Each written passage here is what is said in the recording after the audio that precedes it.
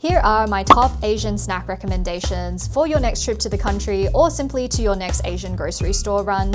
These are definitely not an exhaustive list, but they have been tried and tested over many years by me. I'm going to cover Chinese, Japanese, and Korean snacks in this video. We're going to start with Japanese snacks, and you can't start without my favorite flavor of Pocky. This is the Gokuboso Super Slim Pocky variety, and it is simply the GOAT.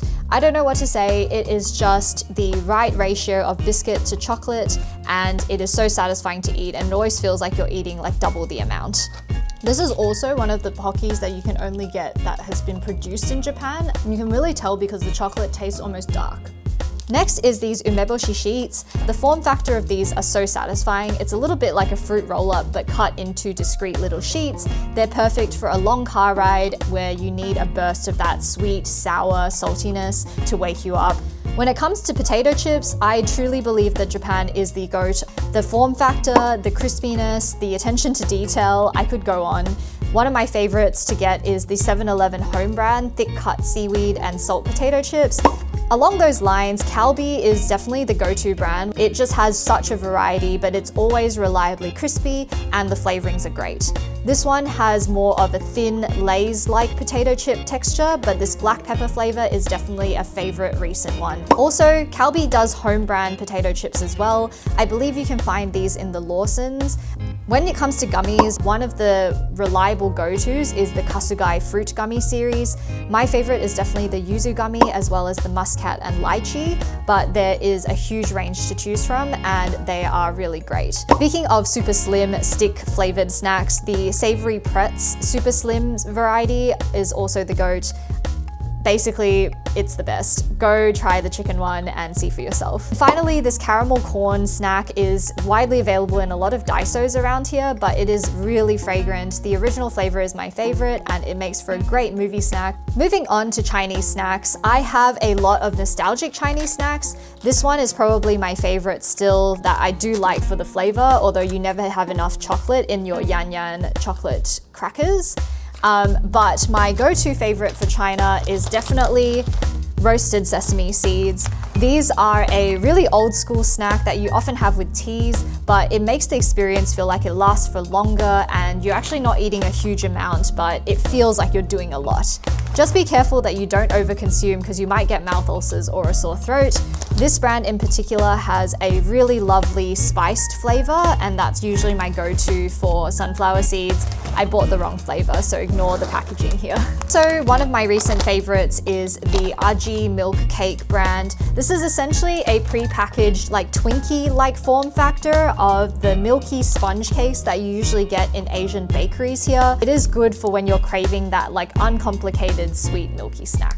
China's Lay's are very well known for having really weird flavors, but my actual flavor that I enjoy for actual sake of enjoyment is the Italian red meat flavor. Don't ask me what it's supposed to be, but it is sweet, savory, umami, and just has that je ne sais quoi to it.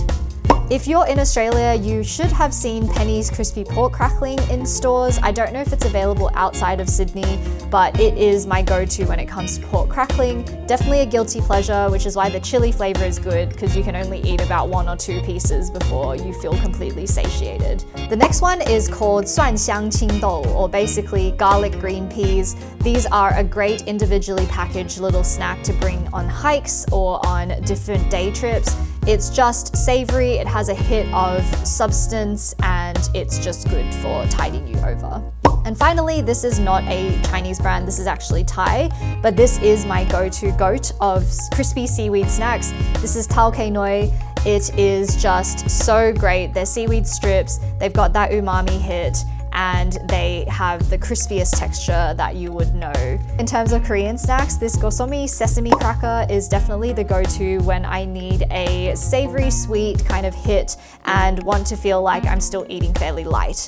This one comes in small packets as well. The crackers are very, very thin, so it's really easy to eat. Honey butter chips were definitely a fad, half a decade ago now, but it is one of the only Korean potato chips that I like. The rest are a little bit too sweet for me, but the honey butter is definitely one of the most distinctive flavors that have come out of the range, and I do still enjoy this on occasion. Corn ice cream is something where I have to say hear me out, but it is so great. This one in particular has the corn ice cream wrapped in a light wafer that's crunchy. You just eat it like a corn on the cob and it's shaped like that.